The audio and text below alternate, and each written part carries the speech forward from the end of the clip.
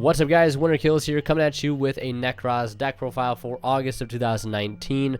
That test hand video I uploaded the other day, I know you guys really liked that and wanted to see an updated profile, so here I am bringing that to you guys. I don't like doing updates too close together. I know the last profile we did was sometime in July, following the list. But I'm happy to bring you guys an update here for August, and I probably won't update again until sometime in September, is when you guys can expect the next update, depending on how many changes have been made. So we'll go ahead and get into this, but I want to mention real quick, Imperium Duelists, our sponsor for this channel. If you guys want to pick up any mats, sleeves, dice, you name it, you can do all that and pick all that stuff up from them. They have amazing gaming products, as I mentioned. So if you want to pick any of that stuff up from them, you can. Link to the website down in the description below, and a discount code you can use to save 10% off your entire order. Help support me in the process and help save you guys a little money, so which is definitely a win-win if you ask me. But let's go ahead and get into the list here. This is a 45 card list I want to mention right off the bat, and there are quite a few things in this list that you can change, and I'll explain what I mean by that momentarily, because not everything is sort of set in stone with this build at the moment. So first off, we have 3 Nekroz of Bryanak, an absolute must in the deck. It's your main searcher. It gets a lot of your best cards in the deck. Can ultimately grab Shuret, which can also grab your ritual spells. 2 copies of Trishula. Being able to protect monsters from targeting is nice. I've thought about adding in Saravis into the main deck. I don't know if I would just bump it up to a 50 card build at that point and play more cards for protection, because Saravis can prevent from targeting, much like Trish can, but Saravis protects any monster from targeting. Also, Trish just targets Nekroz monsters, you know, stop them from being targeted by card effects, which is really good. So really solid card. Don't want to play 3. I think 1's a little too little. Next, 2 Valk. Stops the battle phase and helps us draw cards by attributing up to 2 monsters in our hand or field, and helps boost up the consistency. Although I find resolving his on-field effect happens a little bit less unless you're really in trouble, just because like you're going to want to save him in your hand to stop the battle phase, so you can protect your Vanity's Ruler or your Unicorn or whatever it may be. But although all around still a really good card. 2 Clauseless, searching your ritual spells. I think 2 is fine still. 1 Unicorn, of course, still at 1, so we definitely want to max out on that, obviously. Can discard it to add back a Nekroz card from grave as well. So that's it for the Nekroz rituals. Now we'll move on to the other rituals we're playing, and I'm playing 3 Chalice Slime. Discard any card in your hand. It could be also including this card, to special summon Incantation from your deck, and then if you don't ritual summon after you use that effect, you take 2,500 damage, but that rarely comes up as an issue unless your play gets stopped. But this card just sort of boosts consistency, just helps you get into more of your Incantation monsters in a given turn, so it's very clutch to see this card. 1 Ben 10.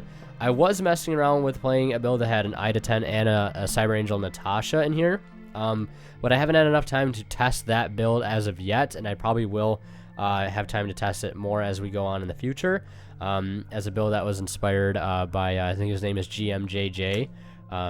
He had that 60 card Thunder Nekroz deck, which was really inspiring to see, and he was playing more of the Cyber Angel stuff. I want to play that more in here, but I just need more time to test and implement it before I put it into a profile as of right now. But I think 1 or 2 copies of Ben 10 is really nice, because ideally you want to search this off of like a Chalice Slime or a Preparation of Rites, and then, you know, tribute it to the graveyard to summon your Bryanak to be able to use its effect to search a Light Fairy, which searches either your Manju or your, in most cases, your Vanity's Ruler, for a follow-up play to sort of auto-win the game. Next, I'm playing 3 Manjus. Of course, that's it for the rituals. I'm playing 3 Manju. Now, this, you don't have to play 3 Manju. You could easily just cut these, which literally moments before I started filming, I was debating on just dropping these, because I know a lot of people don't like playing both Ruler, Zaborg, and Manju. But the only reason I'm playing these is to be able to have access to cards like this, this, and this, because I am still playing rank 4s in the main deck, or in the extra deck. And I didn't want to give that option up, because again, this just boosts consistency as well for on turns that you can't go for the Zaborg or Ruler play, which you're not always going to be able to. So having that option is nice, but again, completely optional. You do not have to play Manju in the main deck. Then next up, we have 2 copies of Shuret, Strategist, and Nekroz. Allows us to, use itself as an entire tribute for the ritual summon of any Nekroz monster.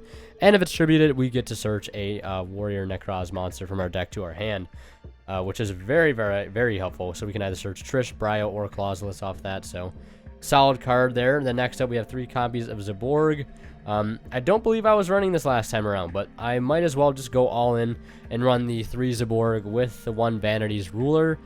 Because the sooner you see these win conditions, just the better. Like, this is searchable, this isn't, so we just want to max out on these 3 copies. And like, if you see any of these in a given turn with a proper setup, like, you have like a huge advantage going to that next turn. So I see, playing all 4 of these is it's a no-brainer. It kind of makes sense to me just to play all these. And again, with all these cards also being here, you can just cut these instead and don't have to play these. If you think these are just enough as is, but I'm playing all of them right now, just try it out, and I've been really liking it actually at 45 cards. So I'm gonna keep going with it for the time being. So moving on from there, we'll go into the Incantation Monsters, which consists of 2 Talismandra, 2 Candle, and 2 Pencil Plume. I've dropped the Bookstone completely, like I think I did in the last profile. I think the 2/2/2 is fine. I don't think playing any more is needed. As Bookstone, you really never want to resolve the Bookstone. Like, the only reason I could see playing him is just so you draw into him first before you draw into any of these guys, but then you need to have a ritual spell in your hand on top of that. And we play more ritual monsters and then spells in the deck, so kind of just makes more sense to play him like that. So that is it for the monsters. Quite a few monsters in the main deck. Again, you could easily drop the Manjus in the main deck for just cutting them. Again, this is a 45 card build, so you could easily drop those. And just, move on from there if you don't want to play Manju or don't have Manju, etc., etc. For the spells, we're starting off with 3 Prep Rites. This card is busted, I say it every time, so definitely want to play 3. Now, 2 Celestial Observatory. These you also don't have to play. These could be Pot of Extravagance as well if you don't have Pot of Extravagance, or if you don't have, or if you don't want to play Observatory, you can play Extravagance. But Observatory does work in here as a budget replacement. You could also just drop these and the 3 Manjus in this current build to get down to 40 cards. If you cut all 3 Manjus and the 2 Observatories, you'd be down to 40 cards, just like that. But again, putting back level 6s, recycling your Talismandra back to the deck, or putting your Ben 10 back to the deck is sometimes nice, just to be able to draw some more cards and some combo pieces. Next, 2 Foolish Burial Goods. This card has a ton of synergy in this deck with your mirrors and the Incantation Inception and Metal Foes Fusion. There's tons of synergy in this deck with this card. That's why I really like it in here, and I'm really glad I started trying it out. So speaking of goods, all of our targets I'll list up next here. All the targets for Foolish Burial Goods. We have 2 copies of Kaleidoscope. Now, a lot of people are saying I should cut Kaleidoscope down to 1, and again, you could also cut this down to 1. I'm playing 2 just because if I resolve 1, obviously I will. Turn 1, that's the plan most of the time. You want to resolve a Kaleidoscope to go into Unicore. But I still want to have another copy in deck for Foolish Burial Goods, so I can dump this to the graveyard to banish it to search a different mirror. And I want to have that extra copy in the deck. So that's another goods target. Then I'm playing 2 Cycle as well. So again, another goods target, and 2 copies of Mirror, another goods target. Another goods target here is Inception. Inception is really, really good because you can sort of do a full incantation play to put 2 of them on board, and then goods this to the grave, and then use goods to send one of those incantations to the grave to add this back to your hand to summon out another incantation from deck, and just search more cards. Then the 1 Metal Foes Fusion, of course, for more draw power, and 1 Reinforcement of the Army to search out either your Clauselus or your Shuret, because having those cards in your hand for free does not hurt at all. Unless, of course, you have like 2 copies of Klaus and 2 copies of Shuret in your hand, then it might hurt. So yeah, that's it for the main deck. We'll jump into the extra deck now for rank 4s. 1 Extant Knight, 1 Dweller, 1 Daigusto Emerald. Blowing up your opponent's field is nice when they overextend, stopping the graveyard school, and being able to recycle your resources and draw 3 cards in a turn off of Valk Emerald play is really nice. To put cards back like Unicorn into the deck if they're in your graveyard. This card's really nice for that. Obviously, a bit situational. Like, you don't need to play this. Like, the main reason I wanted to play Manju is so I could still play this card, because I think it's so good in Nekroz. And these cards are also really strong too. So, again, if you drop the Manjus, you can just probably drop the rank 4s. You don't need them at that point because you really don't have any way to make a rank 4 after that. So if you cut Manju, you can cut these for some other cards, and I'll show you what those can be in a second. But we'll move on to the other Ixies here. We have two totally awesome. Just again, Zaborg targets to dump to the grave. So you can send both of these. One adds back itself, and the other one adds back any Nekroz cards in your grave to your hand. Then in the fusions here, we have 2 copies of NTTS. If you have to dump these going first, it doesn't matter because you're most likely going to win the game. So if their effect doesn't fully resolve, it's nice. But going second, having an option to go into NTTS off of either Kaleidoscope or Zaborg is nice to be able to pop a couple cards. Level 11 fusion for the Valk and Chalice play. Yeah, so that does come up sometimes. So I like having the option for that.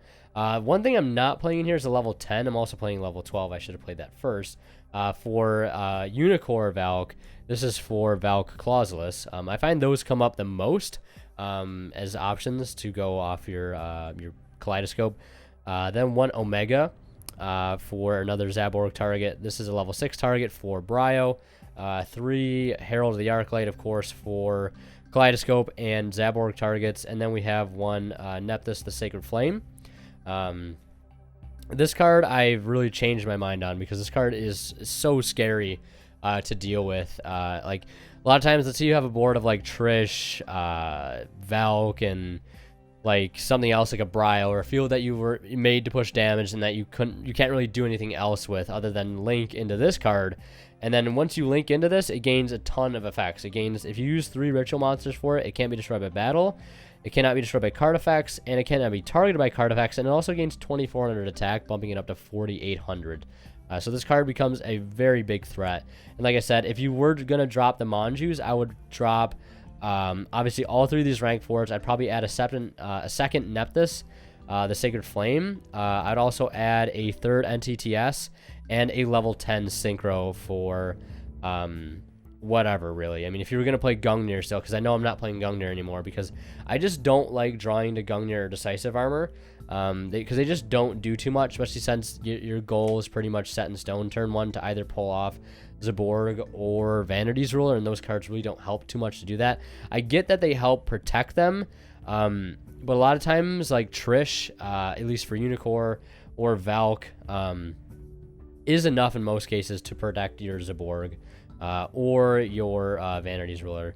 Because, you know, with Ruler on board, if they can't special summon and they can't get over 2500 body, like the only way they can get over this is in the battle phase. So if you have Valk to stop that, it is nice. But there's definitely some room in this deck. Like maybe I will drop the Manjus for like a Decisive Armor and a Gungnir, as well as maybe like a Cyber Angel Ida 10 as another level 6 tribute target, or a second Ben 10. So that's something you could definitely do as well as just options. And like I said, you could cut the rank 4s as well for another NTTS, another Leptis, the Sacred Flame, and a level 10 Synchro, which again, I might do like right after this profile. So that's something I want to mention. So if anybody had any questions, like what I would drop these for, it'd be for probably a Gungnir, Decisive Armor, and another Ben 10 or an Ida 10, and just move on from there. So like, I don't know, because like having the option to protect things from destruction is nice, but like, again, Gungnir can't protect Vanity's Ruler, so I don't really see the point, but I get it sometimes, you know, I get it. But yeah, that's it for this deck profile. I hope you guys enjoyed. I hope I was able to help and explain some choices, some things you could take out for other cards if you didn't want to play them. So hopefully that clears some things up, because I know some people are always like, why are you playing this? Why are you playing that? And I'm like, I literally said in the video, you could easily drop these cards for this, etc., etc. So that's my reasoning, and I hope that helps you guys out, clear up some confusion. And yeah, thank you guys for all the support on all the Nekroz stuff. It's been insane. I did not expect you guys to enjoy this Nekroz stuff this much as you have. So I'm thankful for that, and I appreciate that. And yeah, as always, guys, Winter Kill signing out. We'll see you guys in the next one.